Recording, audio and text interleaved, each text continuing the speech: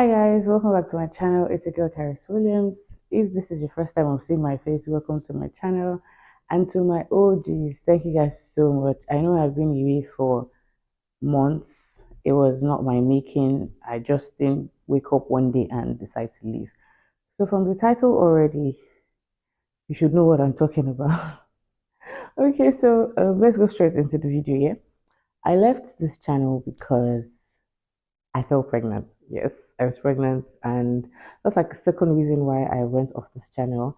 Then there's one major reason also that I went off this channel. You guys are going to see that in my next what's it called? My next video. But for this video, I'm just going to be talking about everything pregnancy, comparing this pregnancy to um my first pregnancy.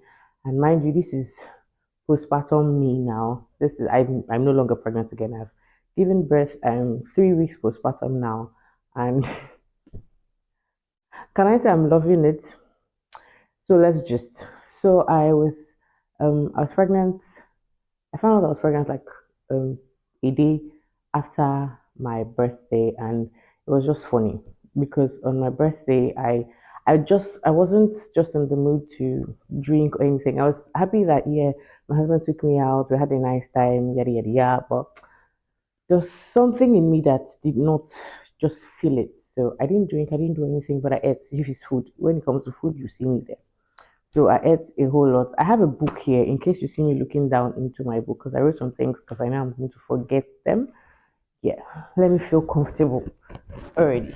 So I found out I was pregnant 2 days, sorry, a day after my birthday, and it was just shocking and surprising because I remember I went home. I went to my parents in February, that same February, and I was telling myself that, oh, I've not even seen my period is late, and my period was 6 days late. I was like, I'd seen my period has been late sometimes, and it didn't mean nothing to me. So I was very confident that my period was going to come back, but my mic on, okay. I was very confident my period was going to come back, but it lingered, it didn't come back.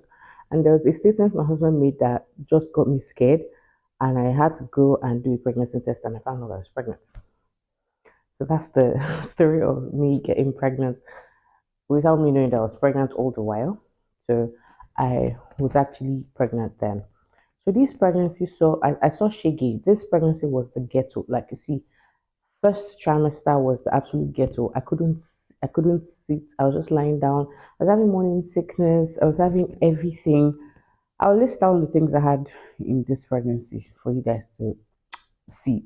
So with my first pregnancy was really sweet. It was nice. It was lovely. I loved it. Like I was literally telling people that I'm going to do this over, like I'm going to do it again and again and again because I didn't have see, I didn't have anything. If you had watched my um video 4 years ago, you guys can go back. It's still on my channel. Go back. You see, I didn't really complain about anything aside from just few things. I had heartburn. I had carpal tunnel syndrome.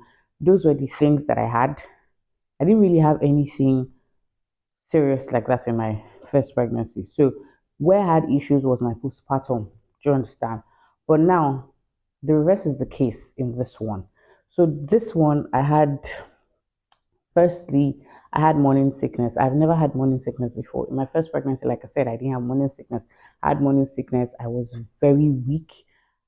I just wanted to sleep the whole day. I was vomiting. I had skin tags. I had what's it called again? I had skin tags. I had serious headache. Let me check my book. You guys think I'm joking? I had cracked lips. I had cracked lips. You see these cracked lips, eh? These cracked lips lingered till the end of my pregnancy. Do you know the day I was pushing out my baby, my cracked lips disappeared. I'm not joking. I kid you not. Because when I went to the toilet to like look at myself, there was this instant glow I had. Like all of a sudden, I became really beautiful. The cracked lips disappeared because I remember my help was telling me that, ma, your lip is no longer cracked. And I was like, yeah, it's no longer cracked because every day you would see me on lip balm. I was always moisturizing my lips, and even moisturizing my lips, it felt irritating because I was putting lip balm on the cracked lips. So by the time I smacked my lips together, it was always feeling somehow, like I was always irritated, but that's the only way I could keep my lips from getting dry. But after I gave birth, that day, I'm telling you, it just happened like a miracle. It just happened. The car clips disappeared. Everything disappeared. I looked really beautiful. I was looking very pretty, very fine. Oh, God.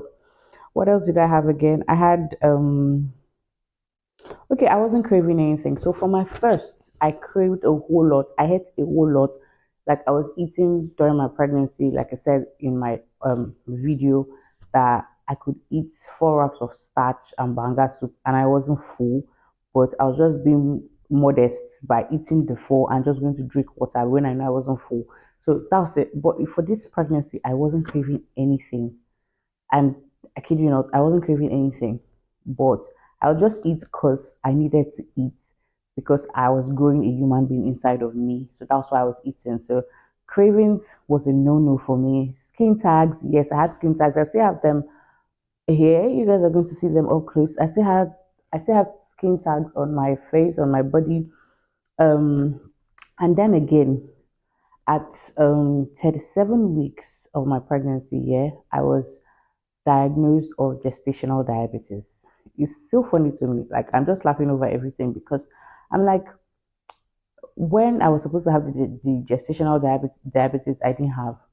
Now I'm having gestational diabetes with the whole thing that's happened to me this year. You guys are going to I'm going to get into details in my next video. You guys are going to know what happened. So I was diagnosed of gestational diabetes at 37 weeks. I was advised to see a dietitian, which I did, and to think that my baby came out small. Because I remember the dietitian telling me that this one has the gestational diabetes. That means your baby is going to be big, and really into your scan results. I was like, good scan result. My baby is not big. For my first, my baby was big. That was the one I was even expected to have gestational diabetes, but I didn't have. I was diagnosed of gestational diabetes at the time, but in this pregnancy, I was diagnosed of gestational diabetes, and I know that my mom was scared at the time. My friends that I told were all say, "Oh, God forbid, it's not your portion, yada yada yada," and I'm like, "You they don't see So I know I was placed on a strict diet. I no, honestly speaking, I followed the diet because I remember every time I go for antenatal, I when they check my weight on the scale, I noticed that it was dropping by the week. I would every week I go, it was dropping, it was dropping, it was dropping. So I knew that it was working. So now I know what to do to lose weight. Clock it. I know what to do to lose weight if I want to lose weight now. Yeah. So I noticed it was dropping, which was really good, and that was when I bought into the idea of seeing a dietitian because according to them I was overweight, which again I wasn't because my first pregnancy I was overweight.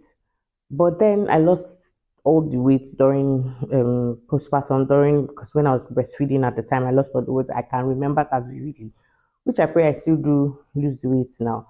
So now postpartum, I still don't feel like eating, but I have to eat because my baby has to eat. I have to eat because I need to supply milk to feed my baby, and my baby only survives on milk for now. So that's why I have to eat. So now I take more of pap, more of tea, because I know that's what really gives me more breast milk. So that's what I do. Then what else? What else? What else? I was always chewing on ice. Ice was my best friend, you guys.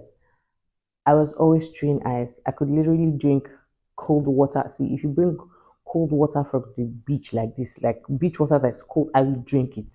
River water, I would drink it like it. I'm not saying I would drink that water, but I'm telling you, that was the extent of how cold I really wanted my water to be. That I was also chewing ice. Like my husband would literally buy edible ice for me. I go the chop 'em, even if he says put it in your bottle and add water so that your water will be cold. I'll literally chew on ice, and I didn't say I loved chewing on ice. I didn't have appetite at all. I was not eating, but I had to eat. You understand the dynamics here. I wasn't eating, but I still had to eat because I was growing a human being in me. Then next thing that I noticed I had, though it was not like my first. My first I had carpal tunnel syndrome, like I said. My hands were no longer working for a while. But for this pregnancy, my hands became really numb. It was not carpal tunnel now. They are two different things. It wasn't carpal tunnel. It was just numb. I can be holding something for 2 seconds and my hands just go numb. Or I might just keep my hand somewhere and my hand goes numb. Even till now, after I've given birth, I still feel it. Even if I'm carrying my baby to feed, if my baby has stayed long on my hand goes numb. So I literally need to just change him quickly and make sure the hand is fine, then use the other one. I go numb anyhow. As I'm talking to you now, this hand is numb. This one is really numb now. But it's going to come back. It's going to come back later, Sha. But the thing is, my hand just goes numb anyhow. I might not be doing anything strenuous. I might be doing anything strenuous. Whatever the case may be, the hand goes numb. And it's more of this hand. Though both of them go numb. Well, this one goes numb faster than this one. And this one works like it comes out from the numbness rather quickly than this one. But the end goal is both hands, both fingers go numb all the time. So this pregnancy was the ghetto. I'm telling you, like I had everything you could think of. Everything was worrying me. Everything was wrong with me. But at the end of the day, I just give thanks to God that that I'm alive and my baby is also alive because I remember going for scan results, scan like I was always going for scans, and by the time I tell them to check the weight of my baby wasn't big, and I'm like, so where are you people seeing this gestational diabetes from? Mind you, even when I go on the scale and I check my weight wasn't that much. I wasn't see the only time I weighed 100 in this pregnancy was once. So how did you people see gestational diabetes? See, me on the other hand, I know that I have big bones. In my house, we are big. Nobody's small. Even my brother, my last born, that you somebody would think, oh, this one, he has big bones. He's skinny, yeah, but he has big bones. Like everybody's big. So when I was told I had gestational diabetes, I literally told the dietitian that, yo, we're big in my house. Nobody's small. So I don't know where you are seeing it from, but it's fine, no problem. But the good thing is I appreciate it because I saw a change or I saw changes in my body when I started working on the strict diet. So, like I said, if I want to lose weight, I know what to do now. I'm going to work on my diet and I know I'm going to lose weight. So that's it. Then I remember that when I wanted to give birth, I gave birth both ways, both pregnancies, vaginal diabetes, Jesus, vaginal birth for both ways, and I can tell you guys categorically, English is difficult. I can tell you guys categorically that this second one, even if now I believe people when they say what's it called, your second pregnancy is not always your second pregnancy during labor is not always as much as your first. Yes. You see the second one, I did 3 hours, 3 hours and more. It was not up to 4 hours, barely 4 hours. Barely 4 hours in the labor room when I gave birth. And I remembered that I was lying down in front of a clock, and I knew when I got the um delivery room because I went straight from home to the delivery room. They checked my cervix and they were like, "Oh, you're 6 centimeters dilated." See, even when I was having contractions in the house, because I remember this pregnancy, I was really specific about everything I wanted because that's how I was in my first pregnancy. I was specific about everything I wanted. So this one too, I was really specific about everything I wanted because I remember I would put my hands on my stomach and say, God, please, I want this pregnancy not to it's already stressful, but it shouldn't stress me more than what it is right now. Secondly, during delivery, I didn't want to stay long in the labor room. Thirdly, I want to leave my house 8 centimeters dilated, which is a risk. Yes, I want to leave my house 8 centimeters dilated before I get to the hospital. But thank God I left my house, I got to the hospital, I was 6 centimeters dilated, and I'm I'm telling you, barely 4 hours I gave birth. And I remember I also because I watch a lot of TikTok videos and I saw people's water breaking on its own. And I tapped into it because my first they broke my water. So I tapped into it and I was like, I want my what's it called, my water to break on its own. Lo and behold, on that bed there, there's a woman beside me that they broke her water. and she was screaming. It was time. She wanted to do number two, and they took her in. Before they took her in, right there on my bed, there, my water broke. So I screamed to the doctors and I was like, my water has broken, and they were like, yes, you're ready to do to push the baby. So they took the other woman in. She pushed, she brought out the baby.